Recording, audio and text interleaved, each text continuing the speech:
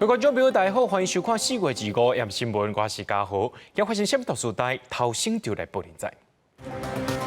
指挥中心宣布，对2日开始，这较真正的居家隔离改做是3天隔离、4天自主健康管理，第4天快筛阴性就当出门。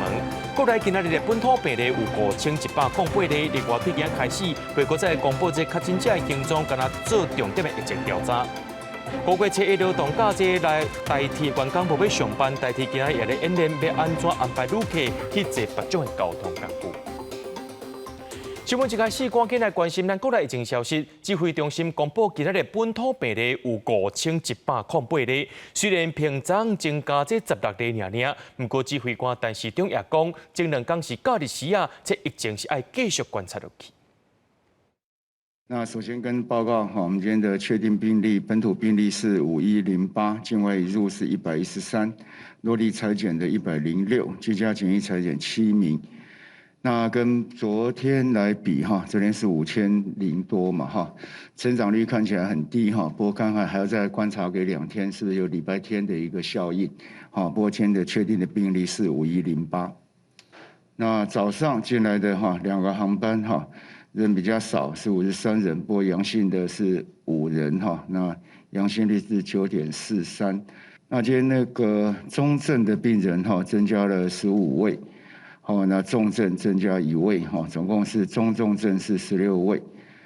好，那所以在轻症哈是31350人哈，那比例还是占99.64%，99.64%。那中症的占0.33%，好，那重症0.03%，解隔的人数没有变，还是24人。中央即马宣布讲，对4月2日开始，这隔离时间改做是3天的隔离加4天的自主健康管理。不过，上北却是无认同，认为讲这隔离3天行政流程也是爱做，根本无法度减轻因的负担。呼吁政府就要赶紧把这隔离改做是居家快筛。台北市也宣布讲，这第1类甲第2类人员是用快筛来代替隔离的。另外，去防这酷热的人，一个人会发7支的快筛器这福音。还佫讲到这台北市的确诊者收到通知了后，是爱家己去写这疫情调查资料的。台北市各高中节2启动扩大稳固教校演练1礼拜，大约12万名学生伫线顶教校。不过台北市的库克云中道去年出现各种情形，台北市教育局表示会对厂商来开发。另外，即阵本土疫情扩大，台北市长郭文铁表示，确诊数一定的指数行来上升，用检查代替隔离一定爱做。2日开始，第1类、第2类人员相关机关先做，确诊者一人发7支的检查剂。每天上班前要做，阴性的才上班，当然阳性就退下去。但是前面3天可能比较危险，所以每天做。579就是后面就2天做。是毋是全体适用检查代替隔离？郭文铁表示，也有一寡调度先试行，再做拍算。另外，又未少民众投诉，确诊一直无接到卫生局电话，所以讲台北市确诊者简讯通报也比中央先上线。民众伫病院采检 PCR 阳性确诊了后，会发简讯线顶来写问卷，对包包含密切接触者等，自主来疫情调查，执行通知的时间加行政流程。另外，中央的3家是隔离缩短，台北市也是希望用检查来代替。可能他在第3天可能都还没有办法拿到我们的居隔书，那中央是要用资讯系统来改善，不过在还没有改善之前，这现在来说对我们来说还是非常沉重的行政成本，所以我们还是希望说用以筛代隔的方式，也许是一个比较好的方式。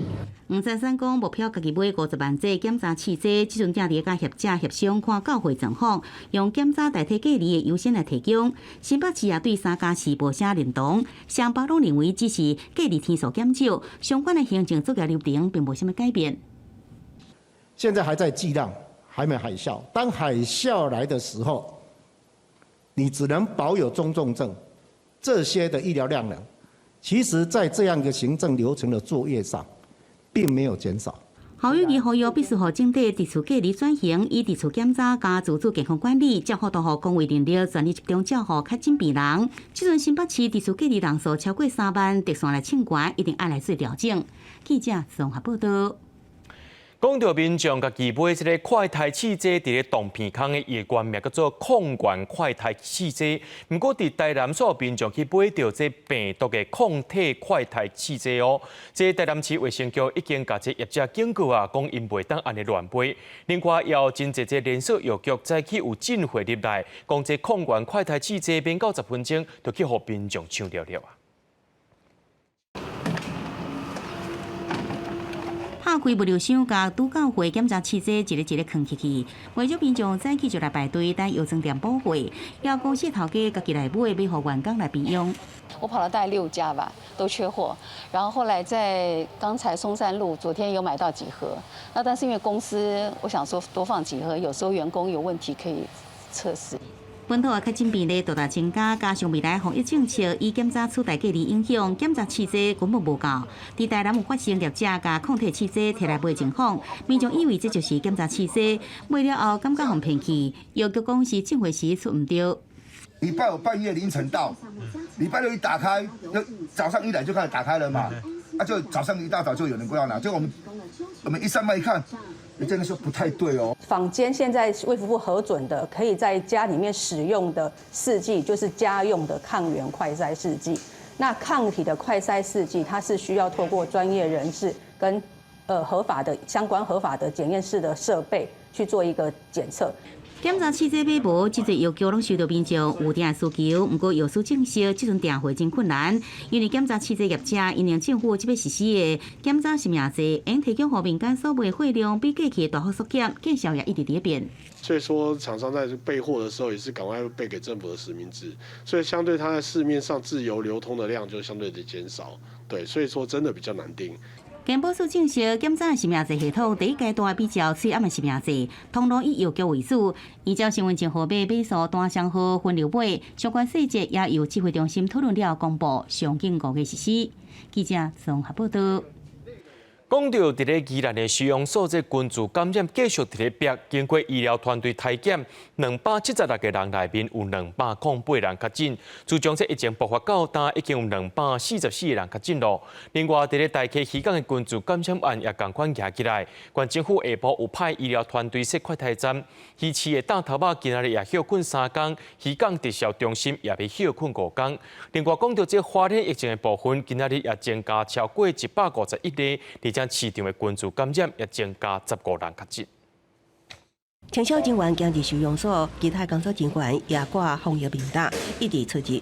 宜兰收容所群组案继续扩大，县卫生局2日迄天体检276人，有208人确诊，确诊率达到7%5。相关传播链包括受收容人、工作人员加亲属，已经累计有244人得病。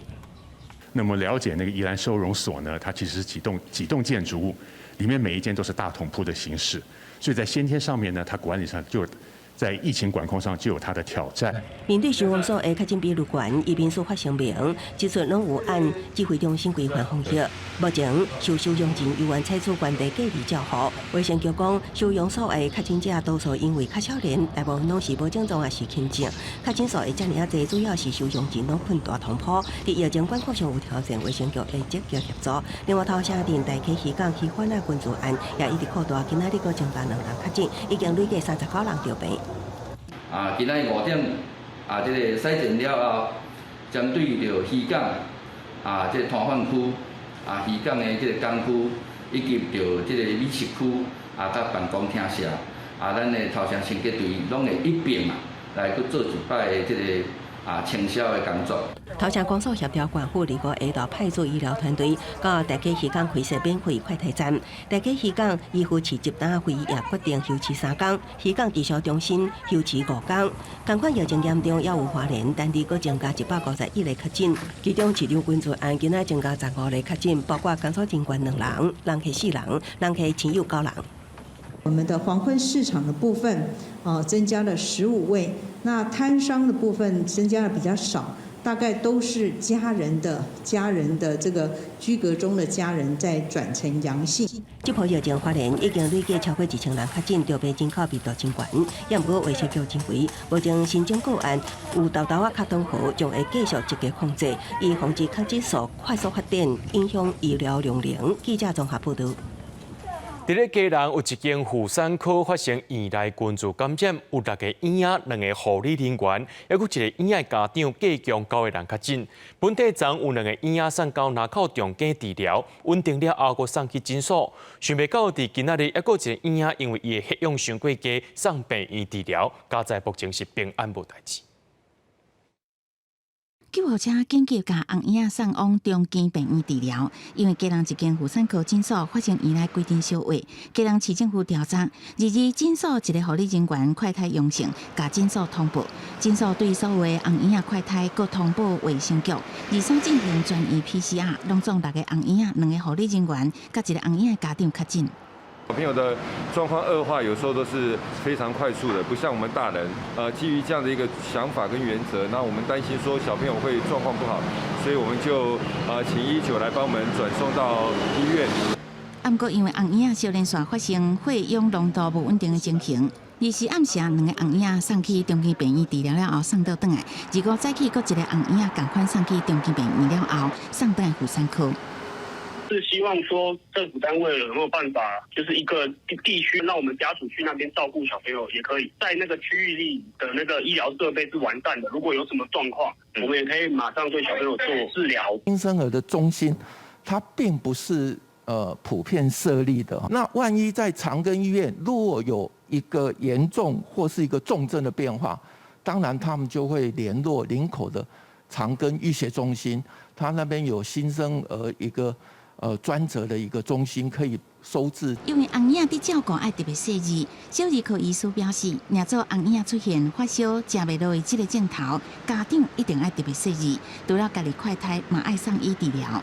当小孩子如果出现发烧或是食欲不振、睡眠不佳，甚至有恶心呕吐的情况的时候，那家长就要怀疑您的小朋友是不是有可能会感染到 Omicron。基隆一共有337个确诊案例，因为中央研究要把居家隔离缩减为3+4。对这代志，基隆市长林佑昌是讲，缩减居家隔离天数是对的方向，表示中央有听到地方的声音。不过，即卖的行政程序用地方真侪时间甲人力，中央必须提出有效做会到的配套，若无居家隔离单也是会塞车。记者综合报道。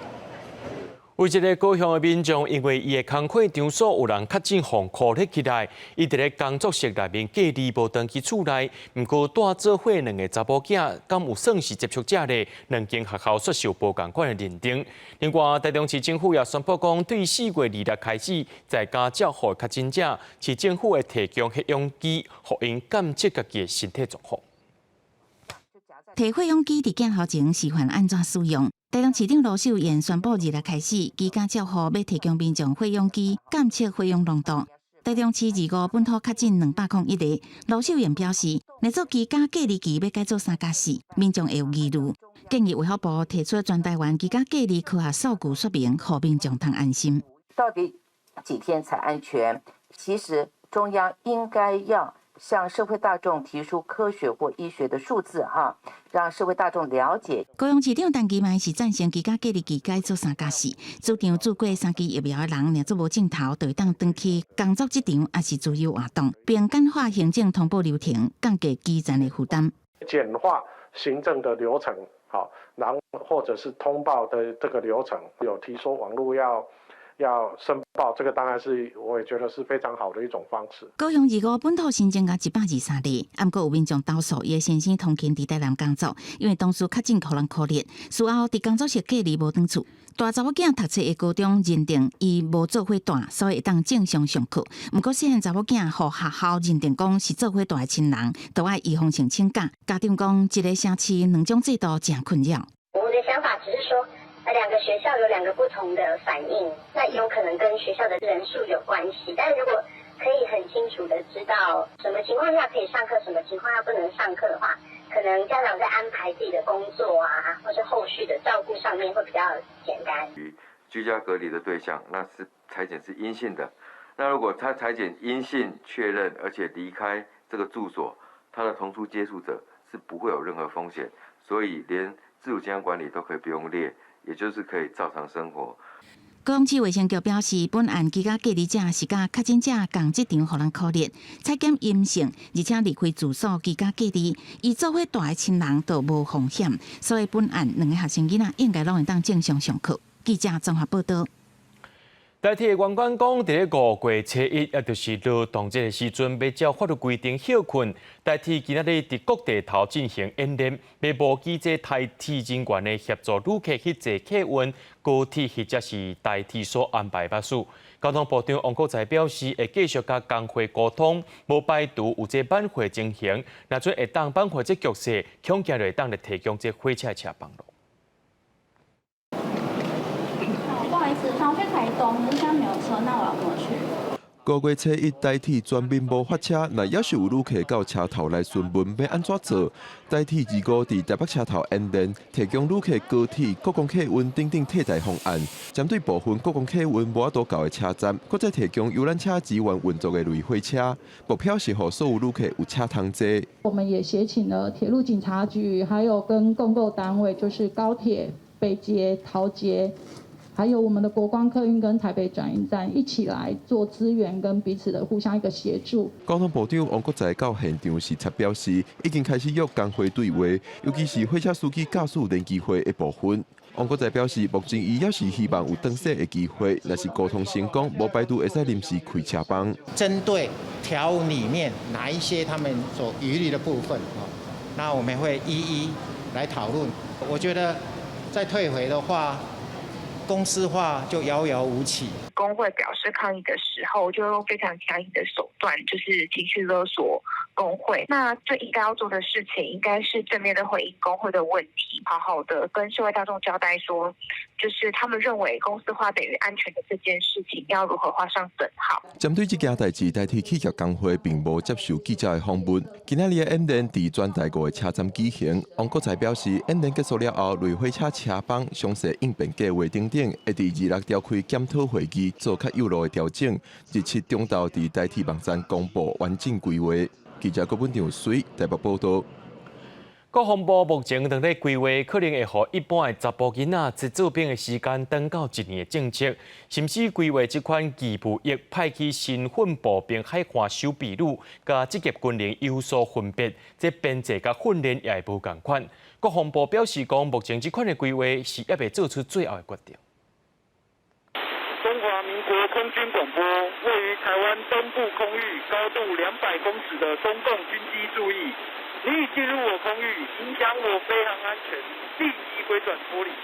25早起有真侪台中共军机进入咱西南空域，其中也有较低空飞行的武装直升机。面对对方无放弃对台动武，这位讲咱国伫东部海峡空军完好军事演练，各界伫关心是毋是要恢复1年的义务役，强化国防战力。虽然国防部讲还搁咧研究，不过传出那做义务役役期有长，可能投入各作战区新编成的身份步兵海岸守备旅，加现有的志愿役部队分流，变作2种制度。国防部对这件代志无关的评论。有关征兵役期的调整，需要综合考量敌情威胁、防卫作战需求以及相关的配套措施。目前国防部仍然在搜整各界的意见来审慎的研议，并没有具体的时间表。学者分析，义务役甲志愿役2种制度，依照服役年限最少，分别接受程度无同的武器训练，比较较袂对目前志愿役的战力甲运作造成冲击。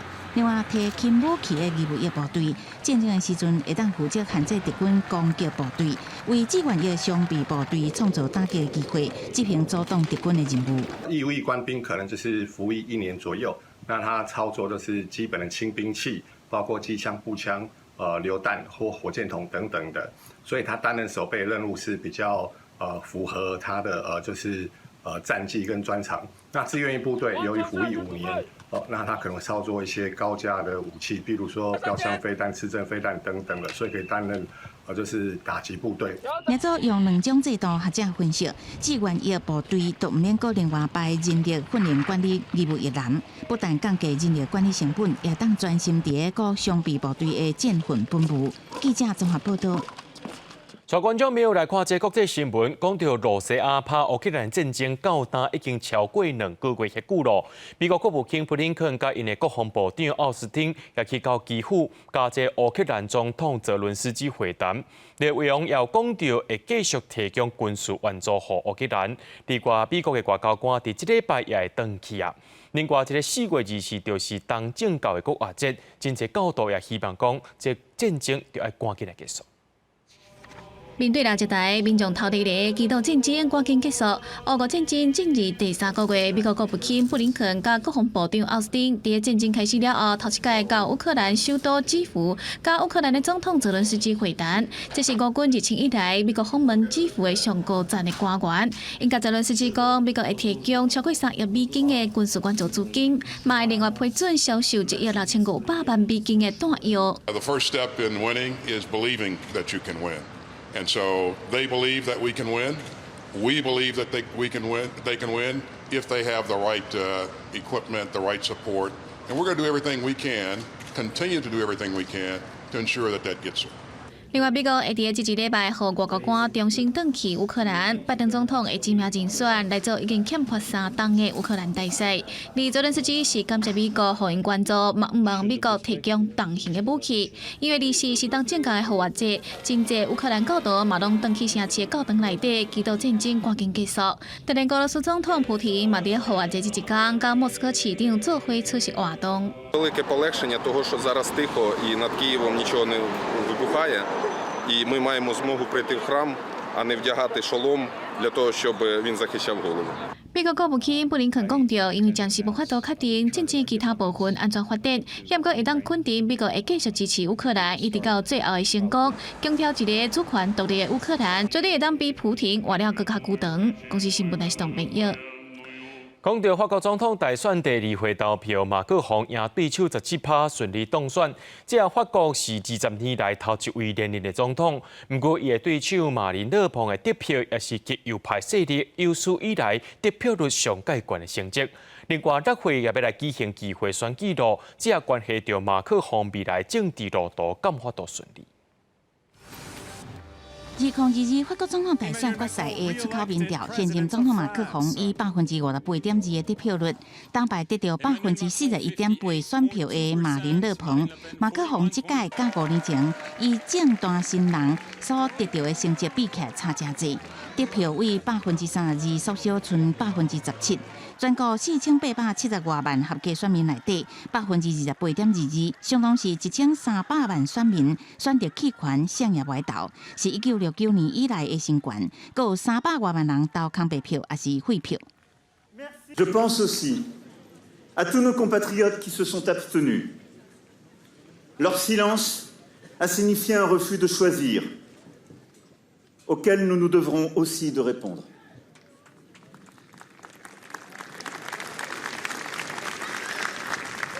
Je pense enfin à ceux qui ont voté pour Madame Le Pen, dont je sais la déception ce soir.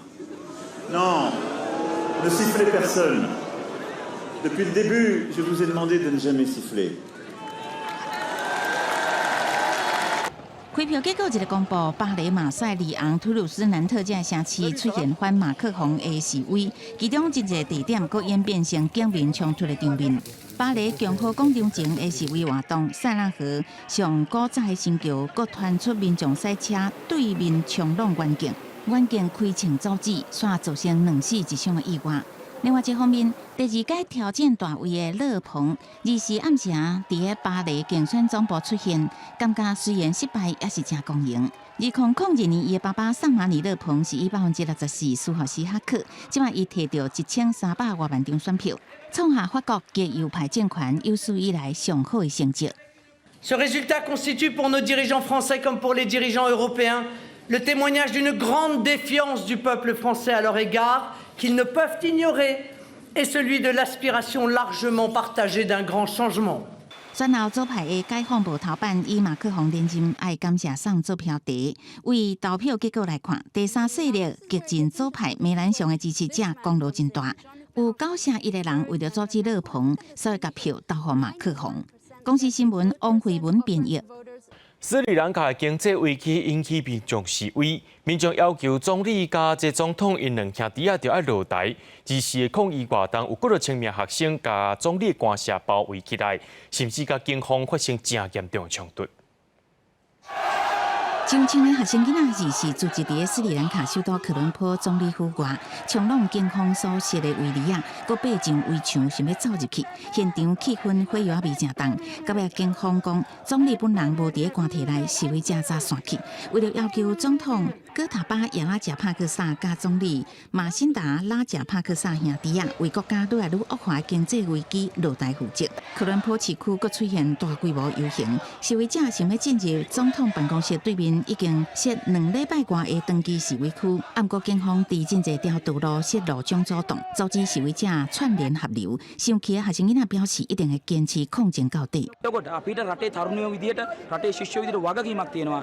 මේ සමාජය මෙතනින් එහාට අරගෙන යන්නේ. ඒ නිසා මේ රටේ සියලු දෙනා පහුගිය කාලය තුලේ මේක බලාගෙන ඉන්න විදියට විරෝධතා දක්වන්න පටන් ගත්තා. නගර මට්ටමේ ඒ වගේම දිස්ත්‍රික් මට්ටමේ විරෝධතා දක්වුවා. ඒ වගේම මේක උච්චතම ප්‍රතිඵල විදියට ජනාධිපති ලේකම් කාර්යාලය අත්පත් කරගෙන අදට දවස් 16ක් මේ රටේ තරුණයෝ ශිෂ්‍යයෝ වගේම සියලු බලවේග ඒ අරගලය ඇතුළත ශක්තිමත් කරා. ඒතකොට රටේ ජනාධිපති ලේකම් කාර්යාලය අතෑරලා යනවා.2200万人的斯里兰卡陷入1948年独立以来上界严重的经济衰退，外汇存底得要用完啊，无法度支付进口商品加能源费用。几落个月的大范围限电停电，创纪录的通货膨胀，也加医疗粮食严重的物资欠缺。最近反政府示威冲突，警方开枪阁闹出人命，让政府失去民心。公司新闻施会长编译。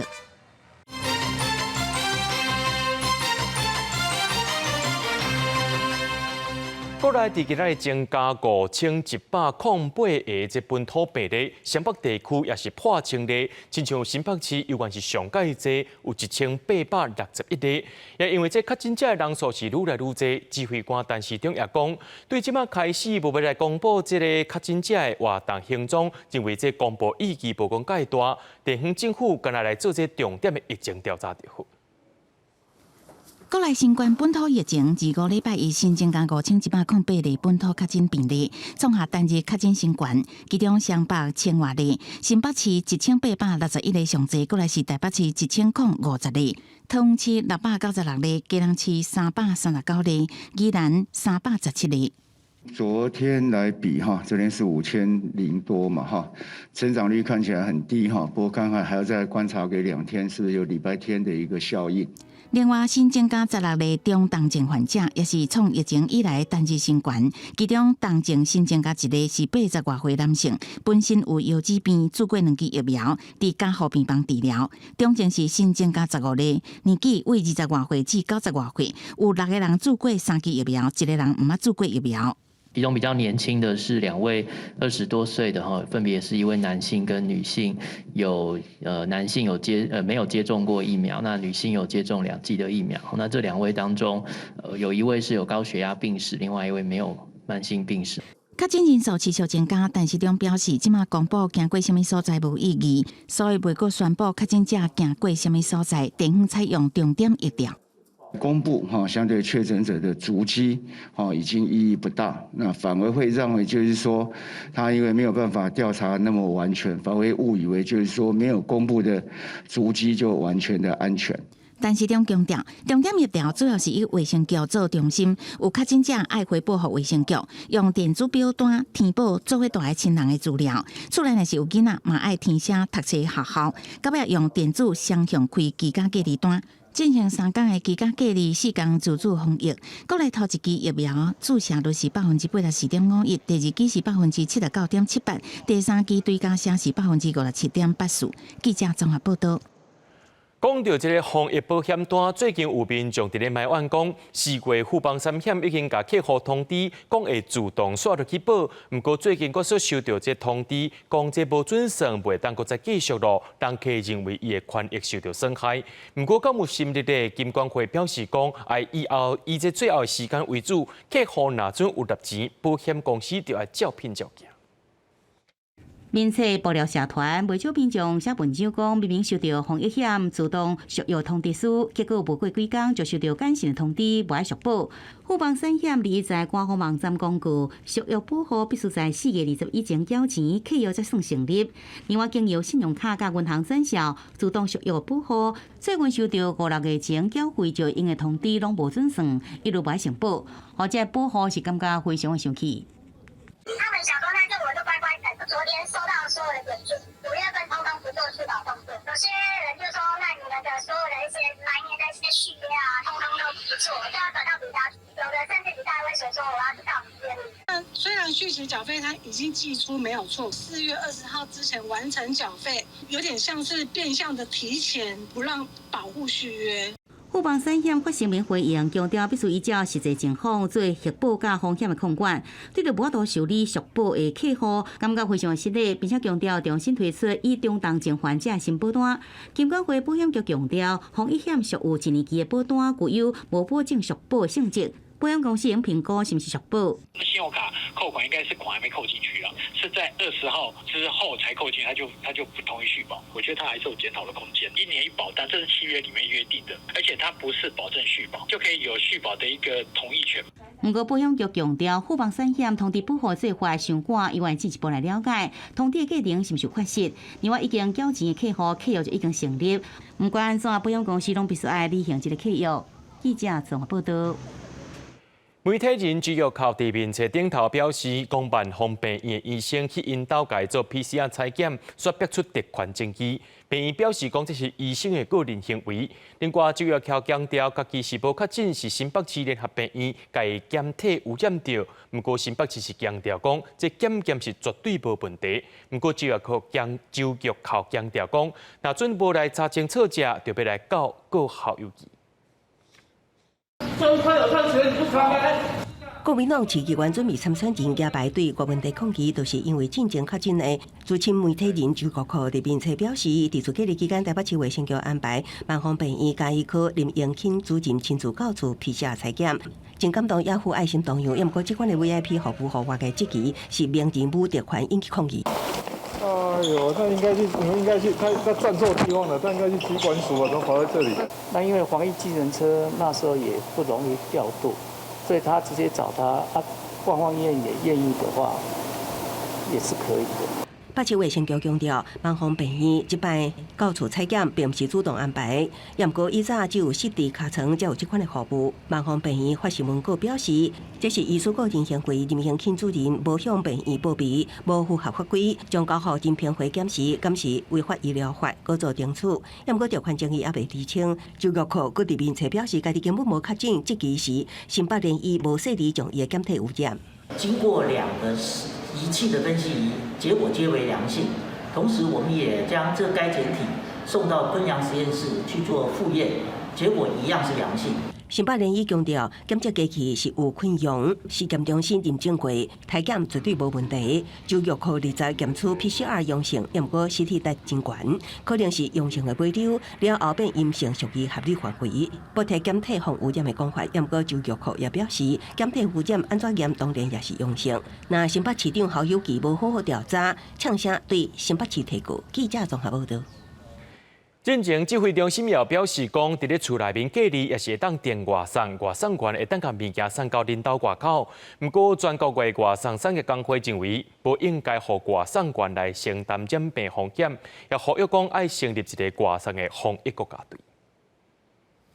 为着要将烧烫的美食伫上紧时间送到人客手头，外送员骑机车藏伫大街小巷一抓搁一抓。不过即马新冠疫情欠悬，全台确诊者、居家者和人数暴增。进前指挥中心表示，社区或者是大楼管委会拢免阻挡外送员上楼送餐，免互居家人就安尼拍走。只是安尼规定引起外送员的烦恼。一般的外送员大概接单量大概是25到50单平均。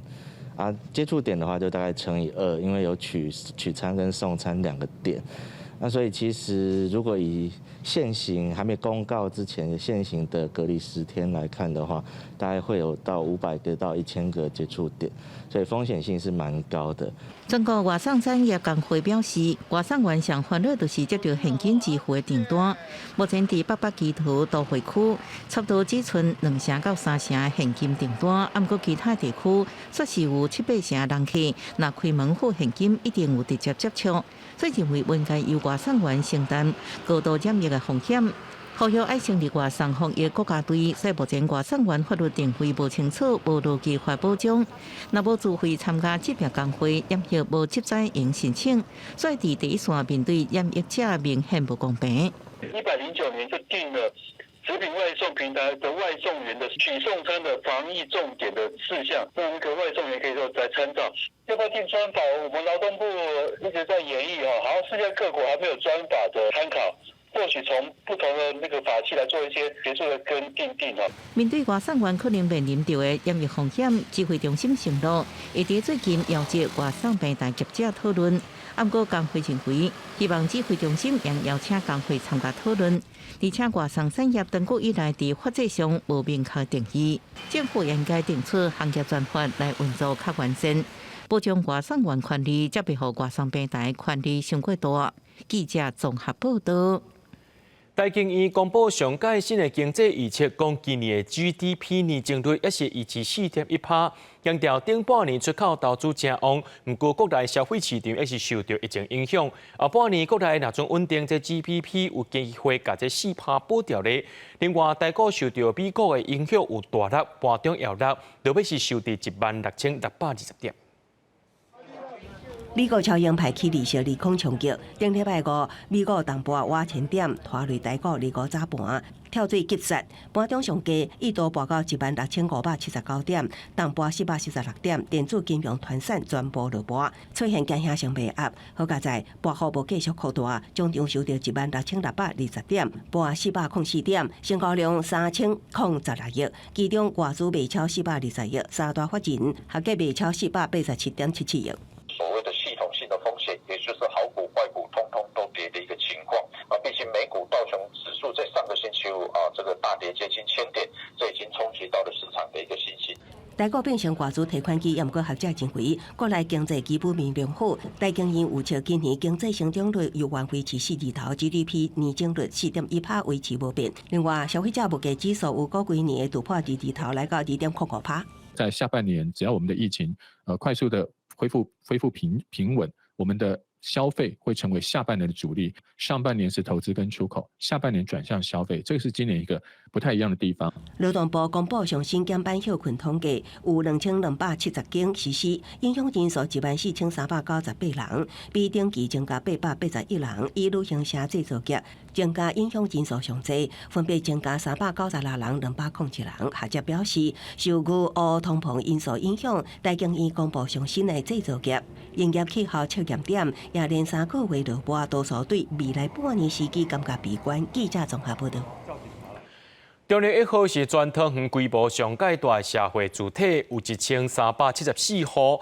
这租金呢是照附近的行情拍8折，有人认为是合理，也有人认为讲这租金对少年人来讲，有关是负担较大。厝内拢有附冷气甲家具，做的人只要一卡皮箱就会当住入去。桃园社会主体中路3号甲中路1号有1374户，将伫5月初3到16招租，那租金是落伫5200到23800不等。大多数的民众拢认为合理，也毋过也有人认为对少年人来讲负担也是较大淡薄啊。便宜啊，它的空间蛮大的。所以你觉得这样的租金是便宜的？以在这个地方来说，对。这边一个套房就要5500了。主体发展处表示，社体租金是按区域行情原则来定的。同一个房型，依照家庭成员平均月级无同，租金也无同，分做5级。中立1号一房型19平，逐个月6300到11100块；二房型30到34平，9007到17007；三房型46平，16900到23800。如果月所得越低的话，那他的缴的租金相对来讲就会比较低。那如果呢所得比较高的，那租金就会稍微高一点。这个就是分级租金的一个精神所在。租客他进来这边，他的生活机能其实都算还不错的，所以在租金上面呢，原则上他们是以比较低于行情约大概8折的价格在出租。有房仲业者表示，社会主体是全新建筑，设备较新，也有完善公设。租金要甲公级市场租厝行情做比较，也讲到桃园市几个社会主体拍过去选地址较偏僻的印象，生活机能条件拢算袂歹，也搁较适合大。记者综合报道。高雄桃园区那马下山区这个所在呢，因出产真济黄马，这产量是占全国一半以上。不过这今年大出却是无大半来收。农业局表示讲，主要是当着疫情外销订单减少真济，加上这大半也个库存量才无落订单。黄马落地产业道路数量侪到车经过拢会搞出连台痕，都像经过黄马河流共款。黄马农无奈讲，无人收的黄马只会当互伊自然落来，也等于规年都会先落去了了。往年都有收购，刚开始大家很高兴哦，梅花开的很多。现在一天过一天，梅子慢慢黄，我心都在焦急了。启动我们落果补助，也让我们农民1年的心血能够得到一点点的补偿。高雄市全国黄马上大产区，3至5月是大出。桃园、南马社、六股等产区拢有半箱收购黄马。今年因为气候湿度适合黄马成长，产量比去年7300多吨增加大约3成，来到9085吨。煞拄着疫情，使得外销订单变少，国内收购量救水，农民规园的黄马无人买，只好放伊落过烂去。采收梅子的时候，一定要做一个去无存菁的一个动作，这样子让品质好一点，收购的价格相对的也会比较漂亮一些。那同时，我们也会对山区的梅子进行行销推广。山区黄马农损失严重，原民会甲农业局拢侪拢关心。农业局统计，真侪黄马甲工厂拢抑阁有8成的吨货。市府将结合农粮署甲嘉县6区农会，启动1200吨的黄马收购计划，也会找找通路协助销售。另外，生活困难的黄马农，原民会将规划生活技能救助的补助方案协助。记者综合报道。台中大家的建行里有上百户居民长期以来就要忍受这附近饲鸭场的臭味，甚至这饲鸭的垃圾水阁直接排入去恶臭的圳沟内面。环保局表示讲，这饲鸭场本身是无积水污染的防治许可，已经该罚6万块。农业局也在对他讲，看因的土地敢有乱使用的情形。急急嘅鸭伫水面游来游去，看起来真壮观。毋过，饲鸭场的饲壳肥，因若是鸭毛乱飞，阁真臭。排泄物就直接排至灌溉沟仔到场内圳，所以水质看起来拢是泡甲漂浮物。当地里长真烦恼，生活环境甲水源拢会受到影响。甲新池较有水，无啊，当尾时阵枯水时约过去，规条溪啊，一块上大溪也无半条。啊，淡水会放屎会臭，下啦，加减拢会影响到环境啦，无当袂影响到环境的啦。互里长烦恼的也有饲鸭场的用地，全拢是建筑废弃物囤出来。那全是废弃的鸭毛土甲庄仔角，也插着大量塑胶。台中市大甲区的建行里，居民不满登记忍受，甲饲鸭场做厝边，临时发动上百民众由北部电话抗议。台中市环保局也派人到场稽查，业者因为饲鸭数量超过1万只，刷无水污染防治许可，已经以违反水污染防治法规范。3月中旬，以养鸭场饲养鸭只数量超过1万只，未取得排放许可证，依法告发新台币6万元，并持续多次采水。业者答应会将鸭减少到列管的数量以下，另外水质检验也伫标准以内，会阁继续追踪。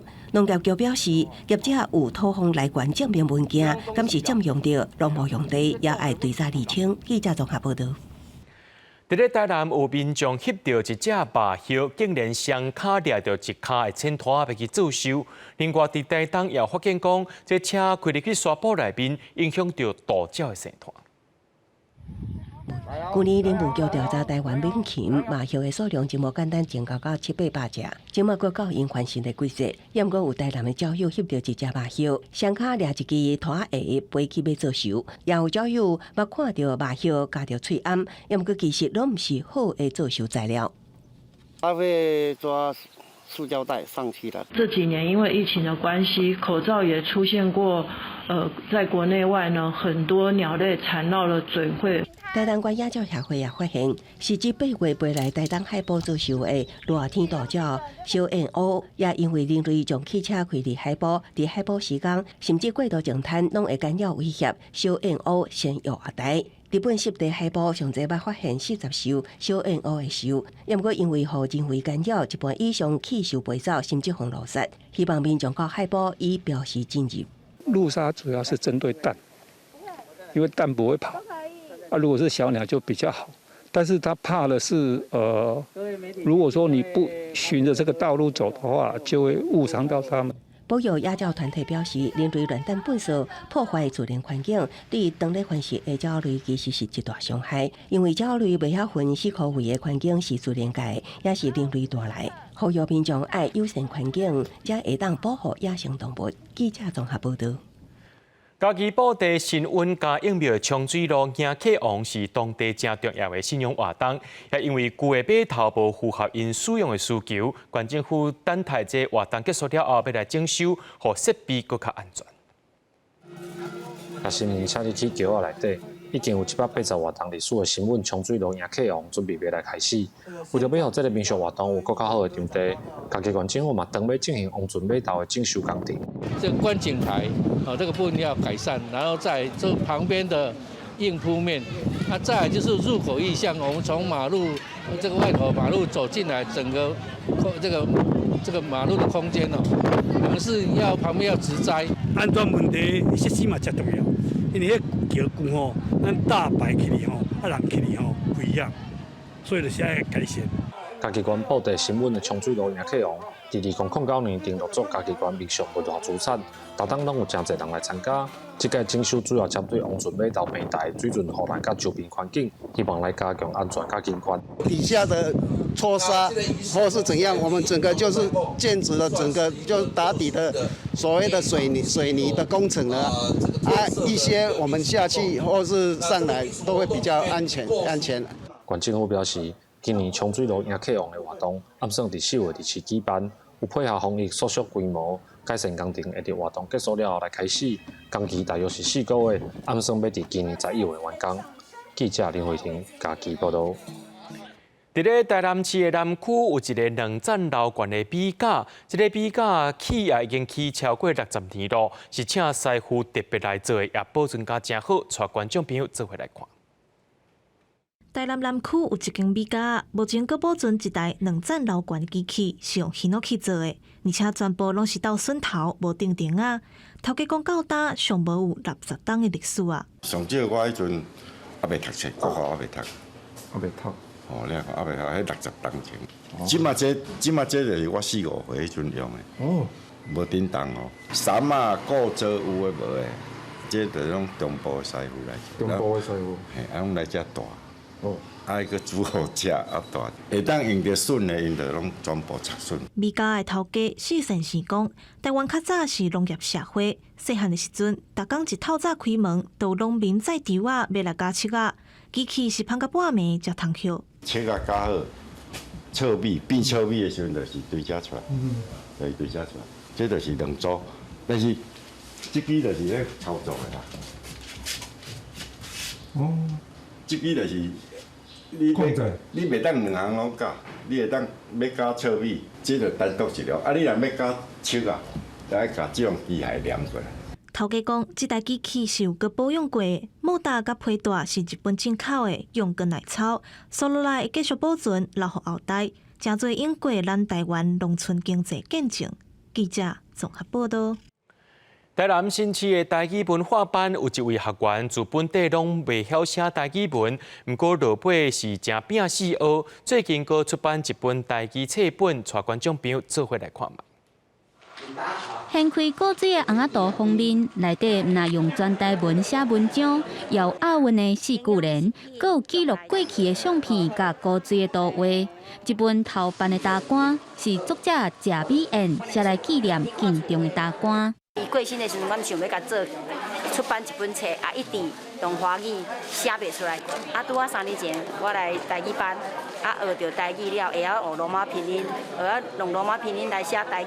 安尼的话，我就把这个故事足简单改写起来，因为迄就是咱平常时咧讲的话，唔免搁经过改造。作者谢美燕是台南市新市区社内台语文化班的学员，拄开始会晓讲，袂晓写，对邓丰静老师学习3档的台文，即马阁有法度用台文来记录因大官的一生，也招厝内大细做伙来完成这本头版的大官。包括伊的查某囝，包括伊阿孙，画插图、画图，啊画呢拍电脑哦。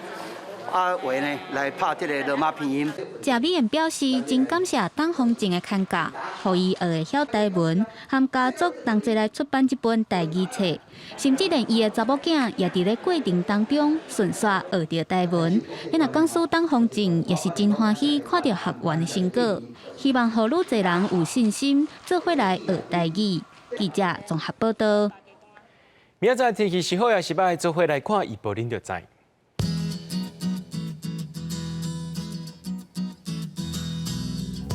基隆到新竹对24度到34度，苗栗到云林对23度到34度，嘉义到屏东对23度到34度，宜兰花莲台东对23度到31度。平湖金门马祖对21度到30度。感谢各位观众朋友收看今日暗新闻，我是嘉豪，明仔载暗时1点咱再相会。